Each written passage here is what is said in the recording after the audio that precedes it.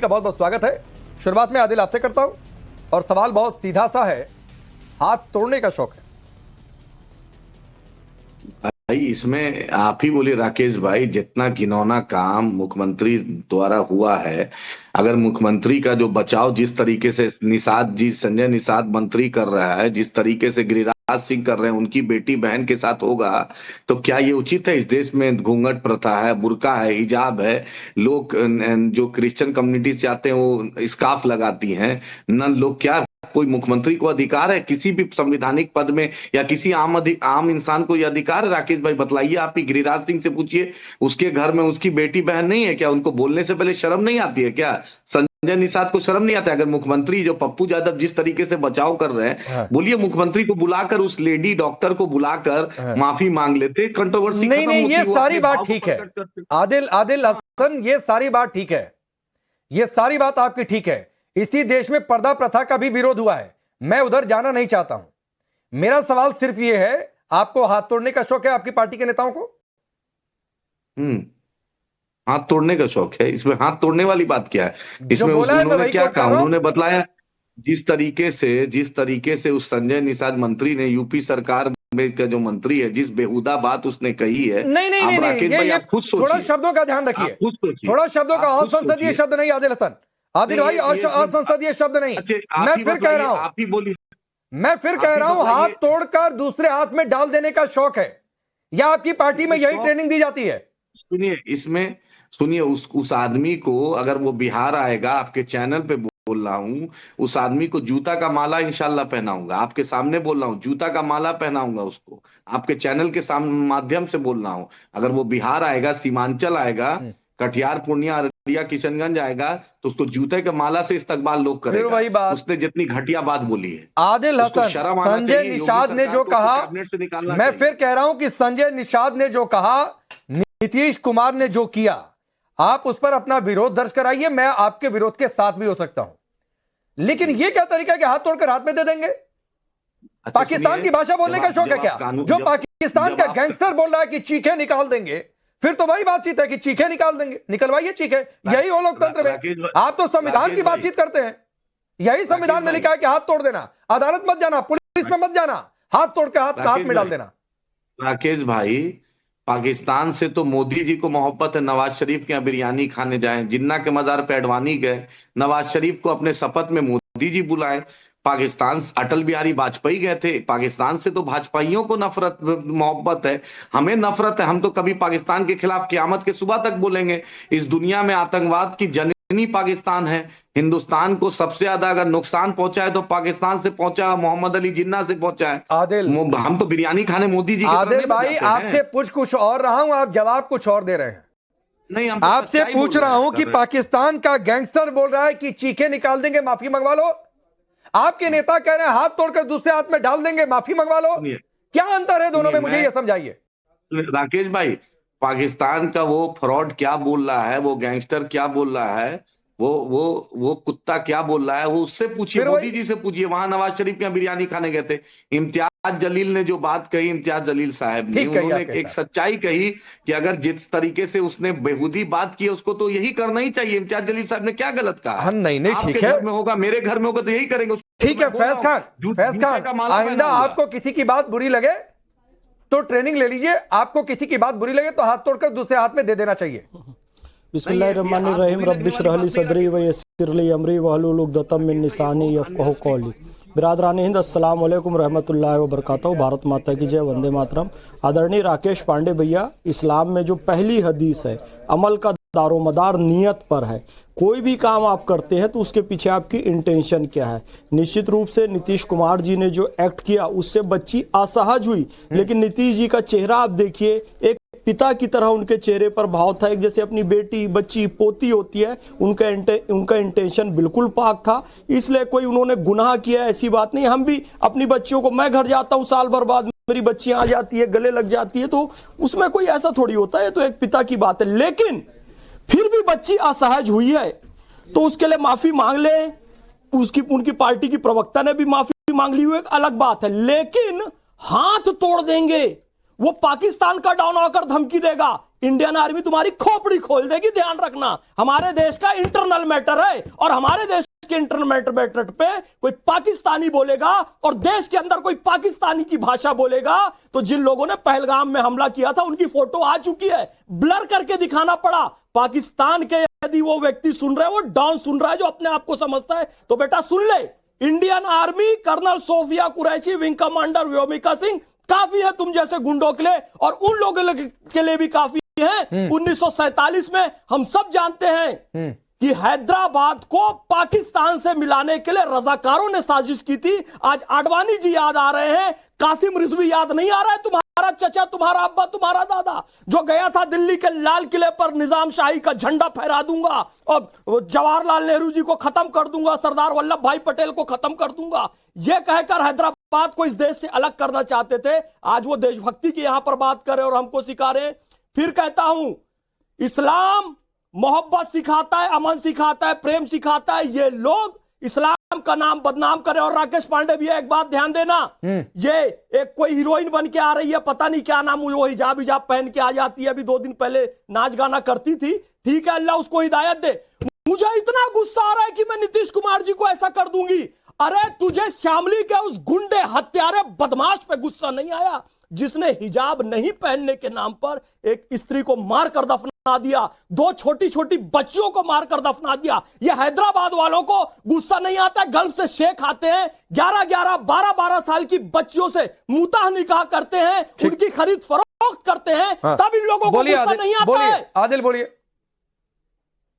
सुनिए, मेरा कहना है साफ साफ राकेश भाई, ये जो फैज खान जो बोल रहा है, किसको बोल रहा है ये तो नहीं जानते हैं, क्योंकि मजलिस इत्तेहादुल मुस्लिमीन 1958 में बनी, और हम तो मुर्दाबाद बोल दो, गोडसे मुर्दाबाद का तो बहुत शौक है तुमको, बोलो कासिम रिजवी मुर्दाबाद बोलो। अरे फैज खान, इतना तुमसे तुम्हारे चैनल पे नहीं आया हूँ, राकेश हो भाई गया, के चैनल पे आया हूँ। गोडसे मुर्दाबाद में बहुत मजा आता है, असली जो विभाजनकारी है उसका नाम लेके बोल दो मुर्दाबाद।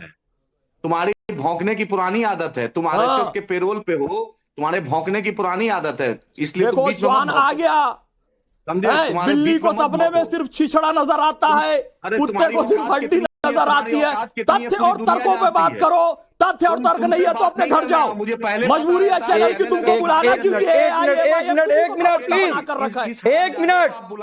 एक मिनट फैज भाई, आपसे भी कह रहा हूं और आदिल हसन आपसे भी कह रहा हूं, ये चौक चौराहे पर डिबेट नहीं है, देश के सबसे पुराने मीडिया हाउस पर आप बैठे हुए हैं, तो थोड़ा सा आप उसके स्टैंडर्ड को मेंटेन करिए, डिसिप्लिन को मेंटेन करिए। ये बात मैं दोनों लोग से कह रहा हूं।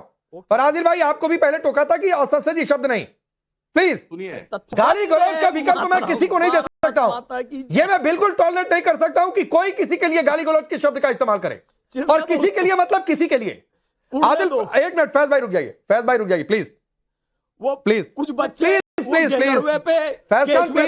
होल्ड ऑन, साइलेंट हो जाइए, hold on, sorry Rakesh Adil भाई, मैं फिर कह रहा हूं, आपका विरोध हो सकता है, होना भी चाहिए जो आपको गलत लगे, लेकिन अगर संविधान की बातचीत करते हैं तो संवैधानिक तरीके से होगा कि संविधान में मैं आपको चैलेंज देता हूं, आप तो वकील भी हैं, संविधान के किसी पन्ने पर, किसी कोने, किसी धारा, किसी उपधारा, जो भी हो आपके हिसाब से दिखाइए कि किसी की बात अच्छी नहीं लगे तो हाथ तोड़ देने की बात लिखी हो।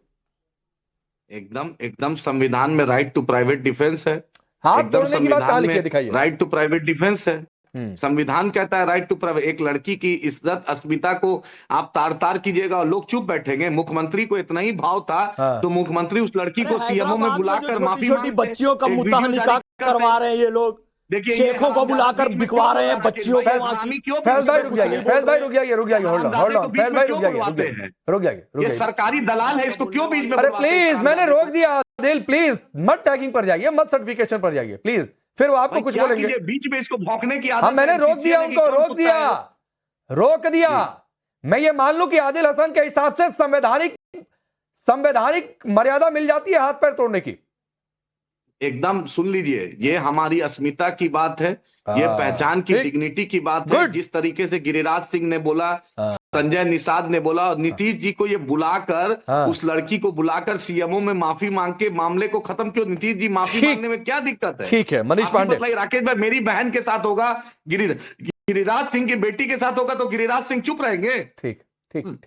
मनीष पांडे चुप रहेंगे। मनीष पांडे, बात बुरी लगी है और इसलिए अब इस देश में संविधान के हिसाब से बकौल आदिल हसन हाथ पैर तोड़ने का खेल होगा, क्योंकि नीतीश कुमार ने हिजाब हटाया, बुरा लग गया, संजय निषाद ने कुछ कहा, बुरा लग गया, तो हाथ पैर तोड़ देंगे। कुछ कहा, बहुत कहा। हाँ ठीक है, बहुत कहा। चलिए मनीष पांडे।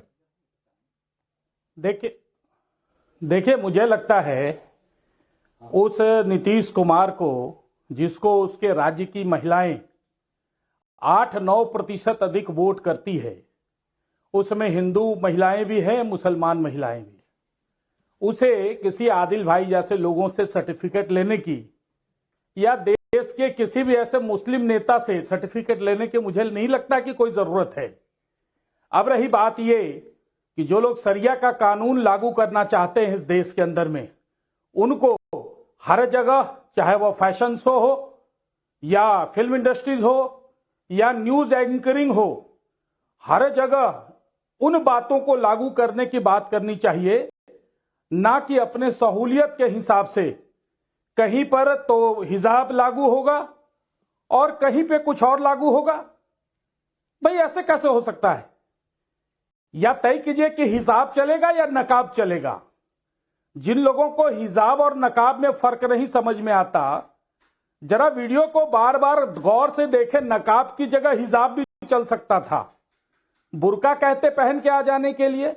देखिए सवाल यह नहीं है, सवाल है कि जो छोटा सा मुद्दा था, कोई विषय नहीं था, एक पिता समान व्यक्ति जो राज्य का मुख्यमंत्री है, जिसको इस राज्य की अधिक से सर्वाधिक महिलाएं विश्व मतलब पसंद करती है, उसने अगर पिता की भूमिका में पूरा चेहरा ढका हुआ एक महिला जिसको प्रमाण पत्र दे रहे थे, अगर उसको हटाए, वो जो घटना है वो किसी के नजर में सही, किसी के नजर में गलत हो सकता है, लेकिन जिस प्रकार से उसको तूल दिया गया, जो लोग तूल दे रहे हैं वो तो पाकिस्तान का एक अपराधी बिहार के मुख्यमंत्री को धमकी दे रहा है। अगर उस पर 2 शब्द की भी अपनी चिंता प्रकट किए होते ना, तो मुझे लगता कि ऐसे लोगों के जहन में, दिलो दिमाग में थोड़ी बहुत संवेदनशीलता है।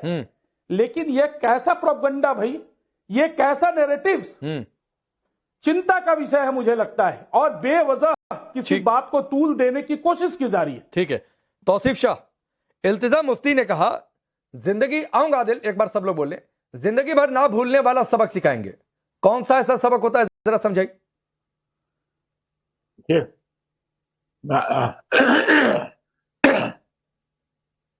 सॉरी, मैं 2 बातें कहूंगा राकेश जी आपसे। यहाँ सबसे पहली बात तो मैं ये कहूंगा, ये जो उन्होंने किया ये बहुत ही ज्यादा निंदनीय है, ये बहुत ही ज्यादा, ये आप इसको मुसलमान, इस्लाम, हिंदू मजहब से बाहर करिए, और उसके बाद मुझे बताइए कि अगर दिल्ली में किसी लड़की के साथ आप छू के चलेंगे तो आपके चेहरे पर या मेरे चेहरे पर या किसी बीजेपी के प्रवक्ता, जो भी कोई यहाँ पर बैठे हुए हैं, हम सब के चेहरे पर चांटा रसीद होगा। क्यों रसीद होगा चांटा? क्योंकि वो ये आपसे कहेंगे कि भाई आपने मेरी इज्जत की बेइज्जती की है।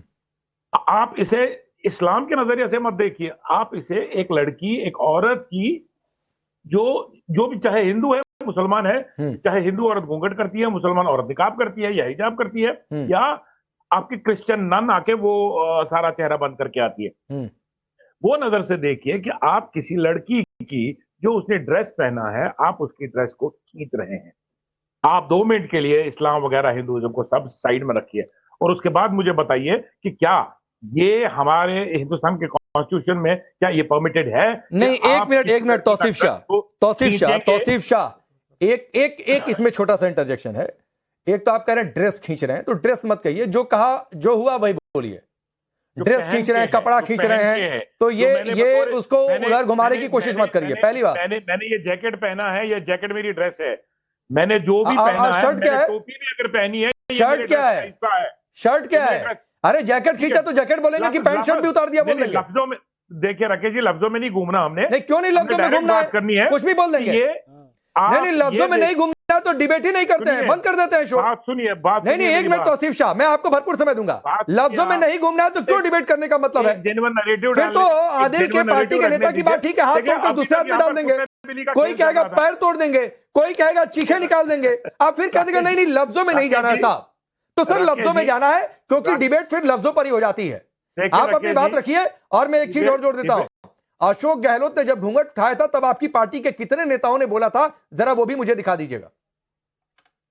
जब अशोक गहलोत ने जब उठाया था घूंघट, मैं अभी हम उसके ऊपर डिबेट नहीं करें, मगर फिर भी आपकी नॉलेज के लिए बता दूं। क्यों नहीं करेंगे आप दिखाइए किसने क्या कहा था। क्यों नहीं कर रहे भाई? मैं फिर भी आपकी नॉलेज के लिए बता दूं कि तब भी हमारी तरफ से प्रक्रिया आई थी। उसके ऊपर क्यों नहीं करेंगे? दिखाइए। आप महबूबा मुफ्ती के तौसीफ शाह आपकी तारीफ करूंगा मैं, नहीं लेते आपके लिए क्लैप कर दूंगा। आप दिखाइए कि आपकी पार्टी की ओर से क्या प्रतिक्रिया आई थी, मुझे दिखा दीजिए। आप ट्वीट्स निकालिए, आप बैठे हुए निकालिए ना, मैंने नहीं देखा। आप महबूबा जी का ट्वीट, आप पार्टी के नेता हैं, आपको अपनी पार्टी के नेता का ट्वीट तो निकाल के रखना चाहिए था। आपको विषय है तो आप दिखाइए ना, मैं तो कह रहा हूं। देखिए, आप जितना समय कहेंगे दे दूंगा। जैसे भी आप इसको गोलमोल करना चाहेंगे, गोलमोल गोलमोल नहीं हो रहा होगा। मानिए आपकी ये एक वुमन की एक जो उसकी इज्जत है उसके साथ खिलवाड़ किया गया है, नहीं करना चाहिए था। देखिए, हम सब बहू बेटी वाले हैं। अगर मेरे घर में मेरी बहू है, क्या मैं अपनी बहू का खुदा न खास्ता मैं क्या उसके घूंघट को नजरिया बदलिए? खींच सकता हूं? नहीं खींच सकता, बिकॉज इट्स नॉट परमिटेड। मैं उसका फादरली फिगर नहीं, मैं उसका फादर हूं। मैं अपनी बहू का फादरली फिगर नहीं, फादर हूं। मगर फादर होने के बावजूद भी मैं अपने बहू का घूंघट नहीं खींच सकता, because it's not permitted. It's not permitted. चाहे हिंदू, चाहे मुसलमान, चाहे सिख, चाहे ईसाई, चाहे क्रिश्चियन, और कुछ नहीं है। जो भी कोई रिलीजन हो, जो भी कोई रिलीजन हो, you have to respect women. नहीं तो क्यों, अगर मैं अशोक गहलोत की बात कर रहा हूं तो आप कह रहे हैं गोल गोल घुमा रहे हैं, क्यों ऐसा? नहीं, उस पर हमारा ट्वीट आया है, दिखाइए ना। उस पर ट्वीट आया है हमारा। सर, आपके हाथ में किसी और से सवाल नहीं पूछूंगा, या फिर आप समय लेना चाहते हैं तो शिक्षा, ये आपका काम है, अपनी पार्टी के नेता को डिफेंड करना मेरा काम नहीं है। तो इस टॉपिक पर डिबेट में आ रहे हैं तो आपको पता होना चाहिए था कि अशोक गहलोत की बात उठेगी और आपको वो ट्वीट निकाल कर लेकर आना चाहिए था। आपको साहब, मैं आपको समय देता हूं, इशारा करिएगा तुरंत आ जाऊंगा, आप निकाल कर रखिए। मगर मैं ये भी साथ ये अपना पॉइंट रखना चाहता हूं कि हमारी तरफ से यही डिमांड है कि नीतीश कुमार जी को अगर फादरली फिगर है, अगर उनको लगा कि चलिए वो फादरली फिगर है, ये उन्होंने बेटी समझ के किया, मगर ये चीज से बेटी को ये चीज गलत लगी तो बाप को यार ठीक है मांगने में क्या ठीक है। मैं आदिल एक मिनट दीजिए, आ रहा हूं। बाप क्या, तौसीफ शाह, आपको समय दे रहा हूं। आप ऐसा करिए सर, मोबाइल उठाइए अपना और खोलिए उसमें ट्वीट या रिएक्शन। आप जैसे करेंगे, इशारा करेंगे, मैं आ जाऊंगा। फैज अपनी बात रखिए। मेरी ये गुजारिश है, देखिए टाइम आप इशारा करिए, आऊंगा आपके पास। राकेश पांडे भैया, तौसीफ भाई निश्चित रूप से एक मुसलमान है, भारत के मुसलमान है, जिम्मेदार मुसलमान है। ये बार बार ये कह रहे हैं कि मैं अपनी बहू को यदि स्पर्श करूं तो नहीं कर सकता। मैं आपको बता रहा हूं, कुरान शरीफ में सबसे पहला पर्दा सूरह नूर में 24वां सूरह जो है उसकी 30वीं आयत में नजरों का बताया गया है। यानी बहू बेटी पर्दा करे ना करे, कोई गैर स्त्री भी पर्दा करे ना करे, सबसे पहला पर्दा पुरुष अपनी निगाहें नीची रखे। कुरान शरीफ सूरह अन-नूर आयत 30 में लिखा है पुरुष को नजरों का पर्दा करने का गया। दूसरी बात, बिल्कुल बिल्कुल सही, 31 में यह कहा गया है कि ईमानदार औरतों से कह दो अपनी नजरें नीची रखे, महिलाएं भी नजरें नीची रखे। और इसमें चेहरा ढकने की बात नहीं कही गई है, इसमें कहा गया है अपनी सजावट को जाहिर ना करें, जो खुद ब खुद जाहिर हो जाए, सहजता से जाहिर हो गई अलग बात है। और किन लोगों के सामने वो सहज होकर रह सकती है, सहज होकर अपने शौहर के सामने, अपने पिता के सामने, अपने ससुर के सामने, अपने बेटों के सामने, अपने शौहर के बेटों के सामने। तो साहब, इसमें कोई गैर महरम वाली बात नहीं है, अपना ससुर भी पिता की तरह ही है। और फिर अमल का दारोमदार नियत पर है, तो नियत सही है ना तो सब कुछ ठीक है। हम अगर एक बच्ची को उसको दुलारने के लिए, उसको आशीर्वाद देने के लिए स्पर्श भी करते हैं तो भारत की संस्कृति में इसे एक पिता का प्रेम माना जाता है, तो नियत सही रही। ठीक है आदिल, आपकी पार्टी के नेताओं में यह आदत है धमकी वाली बात की। असदुद्दीन ओवैसी कहते हैं कि योगी मठ में, मोदी पहाड़ों में जाएंगे तो कौन बचाएगा। आपकी पार्टी के एक नेता 15 मिनट के लिए पुलिस हटा दो, दिखा देंगे कौन ताकतवर है कहते हैं। माजिद हुसैन कहते हैं जब हमारे पर आएगी तो इंशाअल्लाह गली गली कम पड़ जाएगी। शौकत अली आपकी पार्टी के यूपी अध्यक्ष हैं, वो कहते हैं तुम जैसे कीड़े मकोड़े बादशाह के सामने हाथ पीछे करके जी हुजूर करते थे, तलवारों के दम पर शासन किया। अख्तरुल ईमान आपके तो बिहार के प्रेसिडेंट हैं, वक्फ पर कानून बना तो गृह युद्ध के हालात हो जाएंगे। और अब जो इम्तियाज जलील बोल रहे हैं, तो ये तो टेंडेंसी है, इसीलिए मैं पूछ रहा था कि ये ट्रेनिंग होती है क्या कोई? ट्रेनिंग आप राकेश भाई, बैरिस्टर असदुद्दीन ओवैसी साहब ने कहा था कि अगर सर जिस तरीके से जो पदाधिकारी, पुलिस पदाधिकारी जो बीजेपी का जिला अध्यक्ष बन के काम कर रहे हैं, आपने बहुत जगह देखा, जिला पंचायत चुनाव में देखा, उस पर बोला था। अकबर साहब का जहां तक बात है, वो हाई कोर्ट से एक्यूटल हो गया है, और हर कंटेक्स्ट में आप एक लाइन को जोड़कर कर देते हैं। और एक बात, नीतीश कुमार की नीयत यहाँ पर टीवी स्टूडियो में लोग देख रहा है कि गलत काम नीतीश कुमार की है, उनका बिना फीस के वकील बैठ के यहाँ स्टूडियो में वकालत कर रहा है। ये बात नीतीश कुमार जी को ना बोलना चाहिए कि मुझसे गलती हुई है, मैं बेटी समझ रहा था, मैं बहन समझ रहा था। नीतीश जी सीएमओ को क्लैरिफिकेशन देने में क्या दिक्कत था? नीतीश कुमार उस प्रदेश के मुख्यमंत्री हैं बिहार के, बुलाकर बात करके माफी मांगकर मामला खत्म क्यों नहीं कर सकते हैं? वो लड़की अब नौकरी भी नहीं करेगी, वो नौकरी ज्वाइन नहीं कर रही है। आप उसकी डिग्निटी को कितना ठेस पहुंचा राकेश साहब, आप समझ सकते हैं। और संवैधानिक अधिकार है बुर्का पहनना, हिजाब पहनना, घूंघट पहनना, पगड़ी लगाना, क्रॉस लगाना, सिस्टर को स्कार्फ लगाना, ये देश का संविधान और संस्कृति से जुड़ा है। तो नीतीश कुमार अगर नियत अच्छी है तो बुलाकर आदिल हसन, संवैधानिक अधिकार है धर्म का पालन करने की स्वतंत्रता। मैं फिर कह रहा हूं कि बुर्का जरूरी है कि नहीं इस्लाम में, मैं नहीं डिबेट करना चाहता हूं, वरना कितने इस्लामिक देशों में बुर्का बैन है। मैं उधर नहीं जाना चाहता हूं। अभी प्रधानमंत्री मोदी गए थे और किन किन के साथ तस्वीरें, वो सारे बुर्के में दिखे थे क्या? तो मैं नहीं जाना चाहता हूं उधर, डिबेट डिरेल हो जाएगी। बुर्का इस्लाम में जरूरी है, संविधान आपको धर्म का पालन करने की स्वतंत्रता देता है। और फिर संविधान का हवाला दे रहे तो फिर यह डिबेट उठ जाएगी कि बुर्का इस्लाम में जरूरी है कि नहीं है। और फिर जरूरी है तो बाकी सारे इस्लामिक कंट्रीज में बैन क्यों है? इसका मतलब बुर्का जरूरी नहीं है। तो मैं उधर नहीं जाना चाहता हूं डिबेट में। मैंने पूछा आपकी पार्टी में धमकी वाली भाषा की ट्रेनिंग होती है क्या? मैं तो आप धमकी वाला कोई ट्रेनिंग की बात नहीं, हमारी पार्टी सच बोलती है और क़यामत के सुबह तक जब तक जिंदा रहेंगे सच बोलेंगे। आपको मैं बोल रहा हूं, अगर संजय निषाद सीमांचल आएंगे, कटिहार, पूर्णिया, अररिया, किशनगंज आएंगे तो उनको जूता का माला से इस्तकबाल यहाँ के लोग करेगा, आम आदमी करेगा। जिस तरीके से उस आदमी ने घटिया बात बोली है उसको देश को, और भाजपा क्या बोलेगी? कर्नल सोफिया के बारे में भाजपा का मंत्री ने क्या बोला? सुप्रीम कोर्ट में मैटर किया, आप नहीं देखा कि कर्नल सोफिया जो देश के लिए लड़ी उसके लिए भाजपाइयों ने, मंत्री ने क्या कहा? भाजपा क्या बोलेगी जो अजहर मसूद जैसे आतंकवादी को कंधार जाके छोड़ा?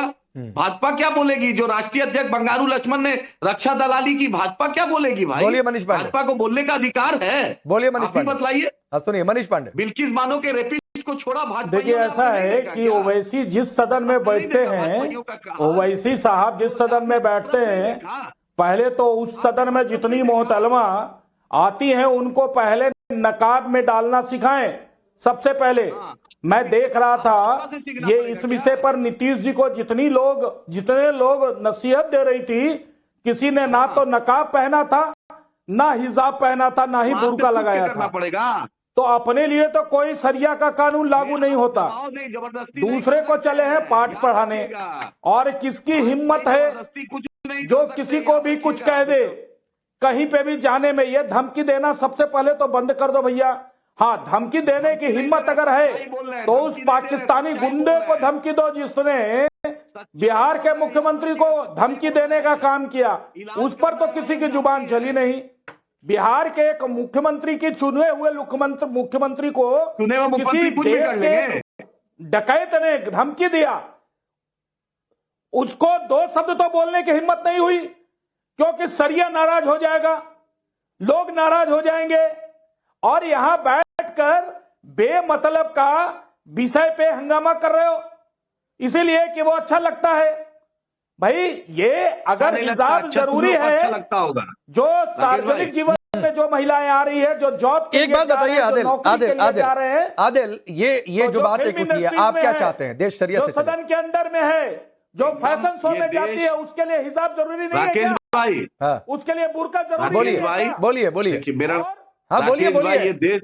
ये देश संविधान से चलेगा और देश में संविधान में साफ साफ right to equality, right to religious freedom, right to justice साफ साफ देश के बाबा साहब अम्बेडकर ने संविधान में साफ साफ लिख दिया है। जिस तरीके से जो धार्मिक लोग हैं वो अपना मना सकते हैं, इसमें कोई अनंगा नहीं है। देश संविधान से चलेगा, ये सुबह क़यामत के तक ये सच्चाई है कि भारत देश संविधान से चलेगा, ना कि आरएसएस और नागपुर से चलेगा। ये देश भारत का संविधान है, संविधान जिंदाबाद, संविधान नहीं चलेगा।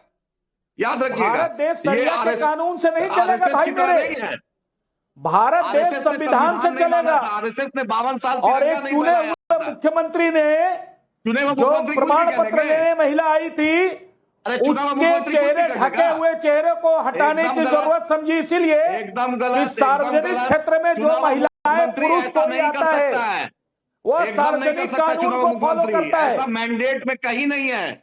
मुख्यमंत्री चुनाव आ रहा है, 243 सीट भी जीता रहे मुख्यमंत्री को ये आदेश।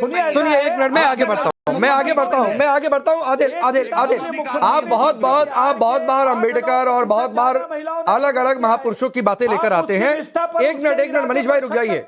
तो डॉक्टर अंबेडकर के ही बुर्का पर क्या विचार थे, थोड़ा सा जाकर पढ़ लीजिएगा। लेकिन फैज खान, मैं फिर कहूं कि अगर मैं ये डिबेट कर रहा हूं कि इस्लाम में बुर्का जरूरी है या नहीं है या अभिन्न हिस्सा है, तो फिर उन इस्लामिक देशों में बैन क्यों है? तो क्या उन्हें इस्लामिक नहीं कहा जाएगा? लेकिन मैं फिर कह रहा हूं कि डिबेट तो है नहीं, लेकिन जरा तस्वीर दिखाइए चल क्या रहा है देश में। बंगाल में आज जो है मुर्शिदाबाद में जुमे की नमाज हुई, करीब 1.5 से 2 लाख जुटे। वहां पर भी वो बाबरी की टी शर्ट हो रही है। जम्मू कश्मीर में आप देखिए, महबूबा मुफ्ती की पार्टी से इल्तिजा मुफ्ती ने क्या कहा, उधर उमर अब्दुल्ला ने क्या कहा। एक मौका मिला है फैज का, और मौका मिला है कौम के नाम पर माहौल बनाइए, लोगों को भड़काइए और एक डर पैदा करने की कोशिश करिए। देखिए, ये केवल और केवल डर की राजनीति कर रहे हैं, नो डाउट मैं कहना चाहूंगा। और ये टीएमसी हो, कांग्रेस हो, समाजवादी पार्टी हो, एआईएमआईएम हो, ये लोग इतना मुसलमानों का तुष्टीकरण कर करके उनको इतना कट्टर बना दिए हैं कि एक व्यक्ति अपने घर की 3-3 स्त्रियों को मार के जिंदा दफन कर देता है, केवल ये बुर्के और हिजाब के नाम पर।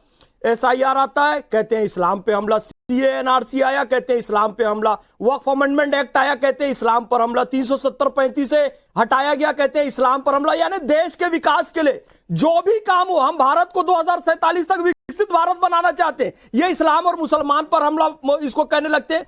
गल्फ, भैया मैं अभी सऊदी से होकर आया हूं पिछले महीने, बहरीन से होकर आया हूं, यूएई से होकर आया हूं। वो इतने प्रगतिशील हो गए हैं, एयरपोर्ट में महिला पुरुष की एक लाइन है। यहां पर अभी हिजाब और बुरखे में लगे हुए हैं, जबकि हिजाब, ये चेहरे को ढकना इस्लाम का एसेंशियल अंग नहीं है। कुरान शरीफ में एक्यूरेट जो वर्ड लिखा है, और अपने हिजाब यानी पर्दों को, हिजाब मींस पर्दा, अपने सीनों पर डालकर रखे, केवल कर्व्स ना नजर आए। मैंने कहा पूरा टेंट बना दो। भाई मैंने कहा कि मैं डिबेट नहीं करना चाहता हूं, वरना जॉर्डन के किंग का परिवार की भी हमने तस्वीरें देखी, वो बुर्के में तो नहीं दिखे। मैं नहीं उधर की डिबेट चाहता हूं। नहीं एसेंशियल पार्ट इस्लाम का। हाँ ठीक है तौसीफ भाई, 30 सेकंड में आदिल आ रहा हूं। तौसीफ भाई, मिला क्या कोई आपकी पार्टी का नेता जिन्होंने अशोक गहलोत पर कोई आलोचना की हो? मिला कोई? दिखाइए जरा। 2022 का ट्वीट है, ढूंढ रहा हूँ, एक एक करके ढूंढ रहा हूँ, नहीं निकल रहा अभी, पर मैं आपको भेजूंगा। आप सोचिए कितनी बिना तैयारी क्या पाए, अगर है तो। नहीं, बिकॉज मेरा उस दिन भी आपके साथ डिबेट हुआ था, जिस दिन, ठीक है, जिस दिन ये डिबेट हुआ था। आदिल आप बोलिए, कुछ बोलना चाह रहे थे। मेरा उस दिन भी डिबेट हुआ था, और वहां भी महबूबा मुफ्ती। ठीक है आदिल भाई बोलिए। मैं ये बोलना चाहता हूँ, हिजाब मेरा पर्सनल चॉइस है और देश का संविधान अधिकार देता है मुझे फैज खान या किसी आरएसएस के और लोगों से नहीं, जिस आरएसएस ने संविधान को नहीं माना, 52 साल तिरंगा नहीं फहराया, तो फिर बीच में हिस्सा लेकर इस्लामिक रिपब्लिक ऑफ पाकिस्तान बना लिया।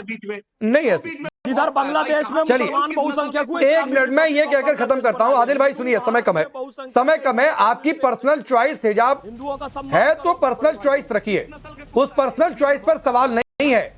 लेकिन आदिल हसन, आपकी पार्टी के नेता की पर्सनल चॉइस ये नहीं हो सकती है कि हाथ तोड़कर दूसरे हाथ में डाल देते। ये पर्सनल चॉइस नहीं हो सकती है कि हाथ से चढ़ जाता तो बताते। ये किसी की पर्सनल चॉइस नहीं हो सकती है कि ना भूलने वाला सबक सिखा देते। तो ये ध्यान रखना होगा। आप सबका बहुत बहुत शुक्रिया।